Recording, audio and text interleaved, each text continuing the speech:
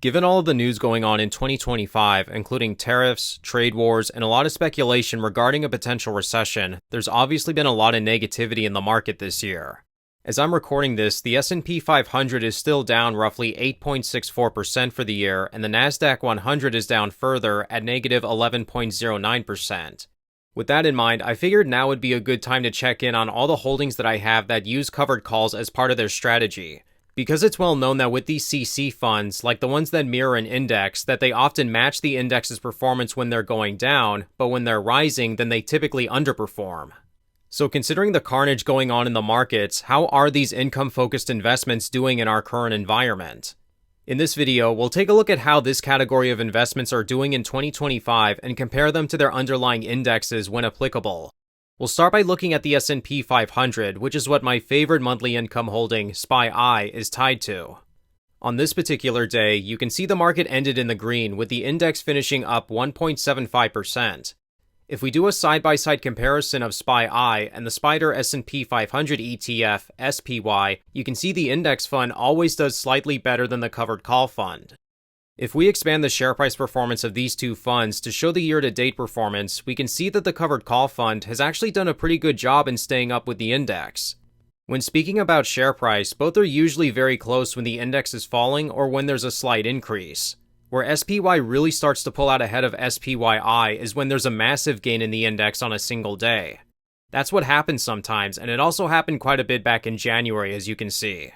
But then you can also see that eventually the two are basically side by side again later on. Over the long term, investors should expect the index will still outperform though from a share price perspective. Of course though, the most important factor to keep in mind is total return. Looking at the share price performance is only one piece of the puzzle. After all, SPYI currently offers a dividend yield of 12.45%, which far exceeds SPY's and absolutely must be taken into account. SPY only has a dividend yield of 1.28%. So now let's examine both of their performances for the year together using a dividend reinvestment calculator. Here we can see the NEOS fund is actually beating the index by almost 2 percentage points. So far for 2025, SPYI has returned negative 6.27%, whereas the S&P 500 has returned negative 8.14%, again both with dividends being reinvested. So that's really encouraging for investors who like high income. A lot of people have the assumption that all of these covered call funds would get obliterated during a down market.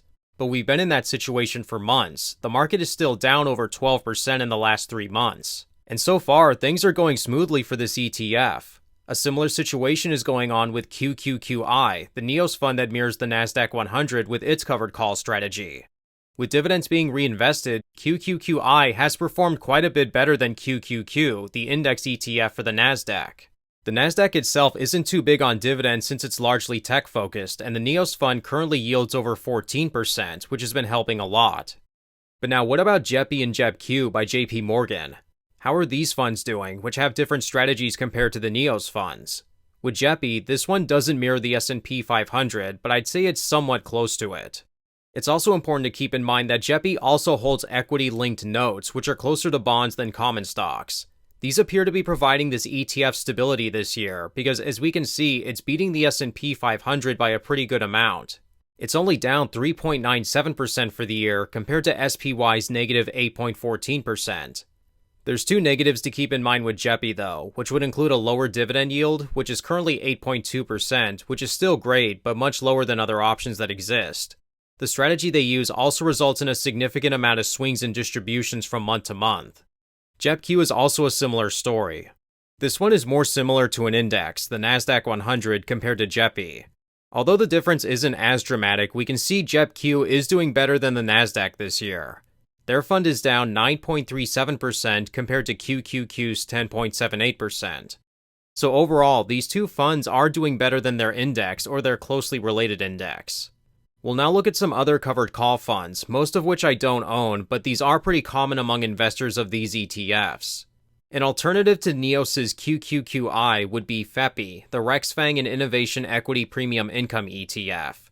This one doesn't perform its option strategy on the NASDAQ itself, but rather holds and writes covered calls on the 15 biggest US tech stocks. You can see FEPI offers a much higher dividend yield than QQQI at roughly 25%. Despite the higher yield, it hasn't resulted in better gains though. The total return of SPYI trails QQQI and the NASDAQ, with it being down 13.05% for the year. It hasn't been a good year for many tech stocks, but this fund holds a lot of Tesla, which is down quite a bit more than average this year. Let's now look at some covered call funds that use a 0 days to expiration option strategy. These funds provide much higher yields, often exceeding 50% at times, but NAV erosion will be a common issue with these. For this, we'll look at QQQY and WDTE, with them doing covered calls on the NASDAQ and the S&P respectively. Both of these two funds have been underperforming their indexes, although WDTE has been a lot closer. QQQY has been a pretty poor investment overall, and even from a share price perspective, it's lost nearly half of its value in the last year. Then finally, likely the most popular international covered call fund would be IDVO, which I am a shareholder of. There's no index that write options on it, so we'll have to look at its total return without comparing it to anything. This one is actually up 5.29% for the year, which, as I just mentioned earlier this week, that international markets have been doing much better than the US this year. While we're on the subject of covered call funds, let's check in on how YieldMax is doing. Now, I don't hold any of their funds, but I do like to monitor their performance. We'll take a look at YieldMax, which is their universe of funds ETF. This is a fund of funds, which basically means it only holds ETFs that are operated by YieldMax. You can see it currently holds 32 YieldMax ETFs inside of it, so it provides a good amount of exposure to their lineup. As of recording, YieldMax is down almost 24% in share price since January, significantly more than the NASDAQ 100. But surely that massive 54% dividend yield is boosting its returns, right? As it turns out, it has been helping, but not too much. It's still down 12.71% for the year when dividends are accounted for. Now, to be fair, we can't compare it to an index, although this ETF is very tech-heavy. It could catch up, especially if we enter a flat market, but it's still pretty disappointing this year. I also noticed that its dividend payments have plummeted this year, which they just recently started paying weekly instead of monthly. I'd strongly suggest not investing in this fund just for the weekly income, though. You can see at the start of the year, YieldMax was paying 18 cents per share, roughly, whereas in their most recent dividend was for 13.34 cents, a 26% decrease in income in less than 4 months. But overall, many of the covered call funds that exist have been doing pretty decently this year, or even beating their indexes. This also shows the importance of looking at an income investment from a total return perspective. Some of these CC funds are doing better than others, but the majority of them aren't doing terrible. It also highlights the importance of avoiding funds with a significant amount of NAV erosion, which many of the YieldMax and Defiance funds have gone through so far. Let me know if you hold any of these funds and what your favorite covered call funds are and why. But with that being said, that's going to complete today's video. If you'd like to connect and also see what's inside my own personal dividend portfolio, then feel free to check me out over on our Patreon, where you'll receive updates and be able to talk to me and other higher yielding dividend and income investors.